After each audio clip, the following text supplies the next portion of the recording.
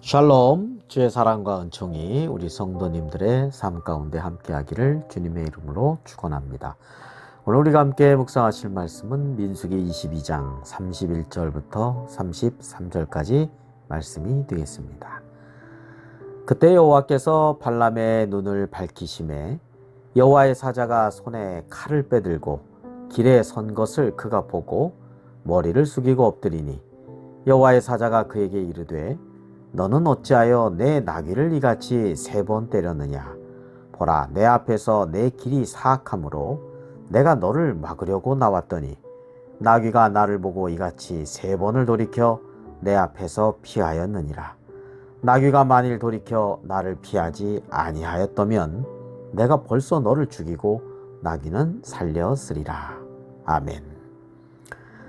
이스라엘 백성들이 요단강 동쪽의 두 나라 헤스본 그리고 바산을 물리쳤죠.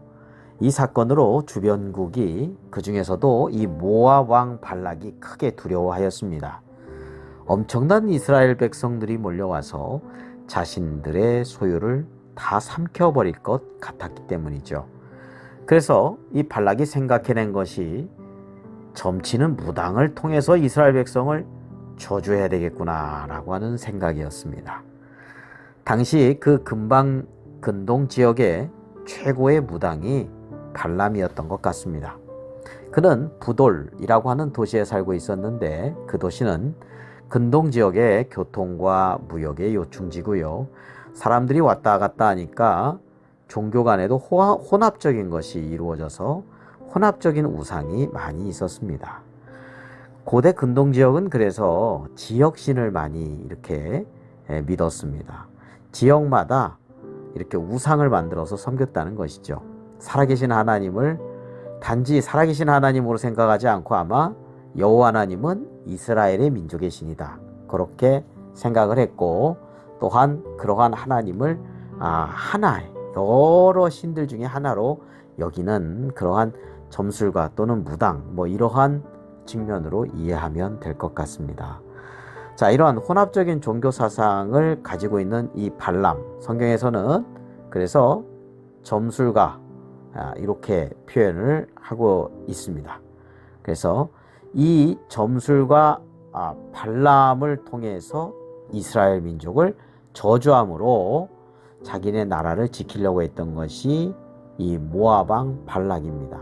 그래서 발람을 데려오기 위해서 모압 왕이 사신들에게 이제 돈으로 유혹하게 만들고 인기와 권세를 내세우면서 발람을 유혹을 합니다. 근데요, 처음에는 하나님의 말씀을 이 발람이 들어요. 하나님의 말씀이 뭐였냐면 민수기 22장 12절인데요. 하나님이 발람에게 말씀하십니다. 너는 그들과 함께 가지도 말고, 그러니까 모압 왕 발락에 보낸 사신들과 함께 가지 말라는 겁니다. 그리고 그 백성을 저주하지도 말라. 그들은 복을 받은 자들이니라. 여기서 그 백성, 그들은 이스라엘 백성, 이스라엘 자손들을 가리킵니다. 자, 그들에게 저주하지 말아라. 복 받은 자들이다 라고 하는 말씀을 이 발람이 듣게 됩니다. 자, 그런데 계속해서 이 모압 왕 발락이 유혹을 하는데 그때마다 이리저리 조금씩 흔들립니다. 결국은 모압 왕 발락에게 이끌려서 사신들과 함께 모압 땅으로 가게 됩니다. 자, 그런데요, 중요한 것은 하나님께서 축복해 주시는 이스라엘 민족을 그가 결코 저주하지 못했다는 것입니다.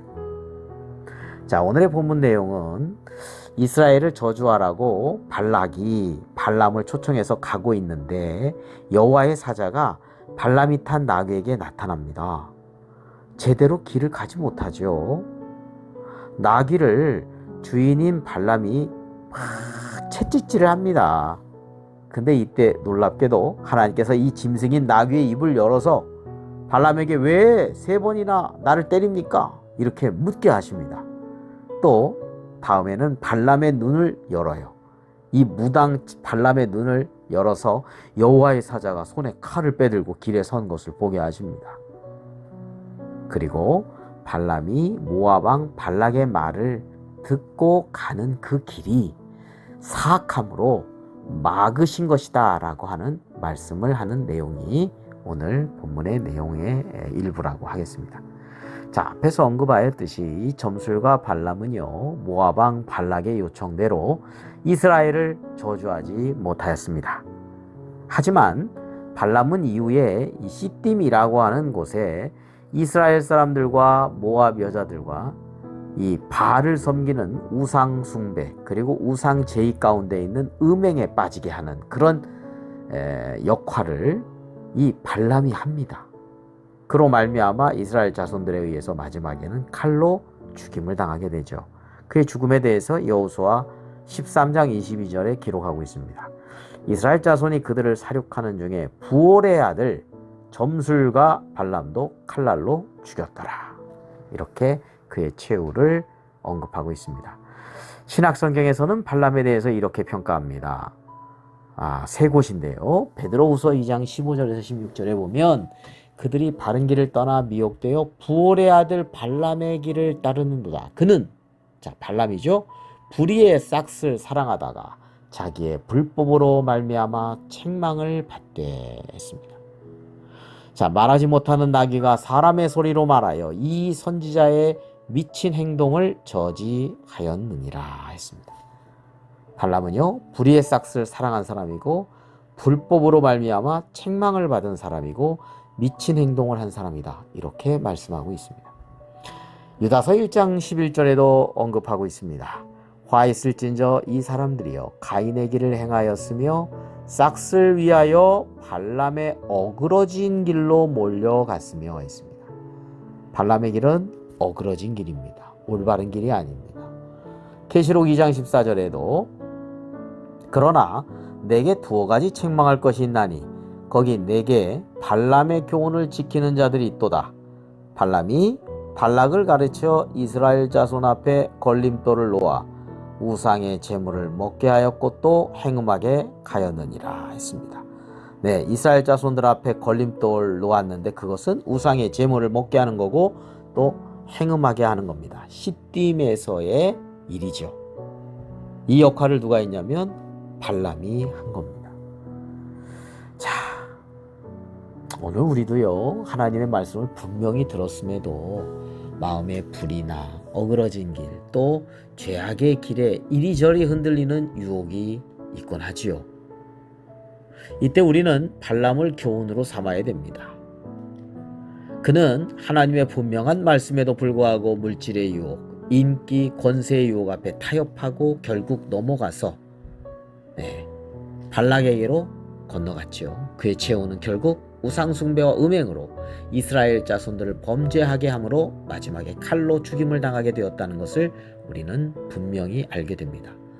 성경은 정말로 가지 말아야 할 길로 발람의 길에 대해서 말씀하고 있습니다. 무려 민수기 22장에서 계속해서 25장까지 말씀하고 있거든요. 자, 비록 좁아서 많은 사람들이 가지 않는다 하더라도요, 우리는 하나님의 말씀대로 살아가는 그 길 묵묵히 가야 하겠습니다. 이 길이 힘들고 어렵고 사람들이 많이 가지 않더라도 생명의 길이고 복된 길이기 때문입니다. 오직 예수, 오직 한 길만 걸어가고자 하는 신실한 주님의 제자들이 되시기를 주님의 이름으로 축원합니다. 오늘의 묵상입니다. 발람과 같은 유혹에 이리저리 흔들리면서 그릇되고 불의의 길을 가는 미혹을 나는 어떻게 믿음으로 이겨나가고 있습니까? 사람들이 가지 않는 말씀대로의 길을 나는 지금 묵묵히 걸어가고 있는 중입니까? 사람들이 많이 가지 않죠. 좁은 길이죠. 큰 길로 많이 갑니다. 그러나 그 좁은 길, 천국에 가는 길, 생명의 길, 정말 복된 길입니다. 나는 이 세상의 가치관과 천국의 가치관 가운데 어디에 가치를 두고 있습니까? 기도드리겠습니다. 세상을 창조하시고 다스리시는 주님, 저희들이 보이는 세상적인 것만을 보지 않고 보이지 않지만 항상 우리를 보고 계시며 세상을 진정으로 다스리시는 주님을 믿음의 눈으로 바라보게 하여 주옵소서. 우리 주 예수 그리스도의 이름으로 기도드립니다. 아멘.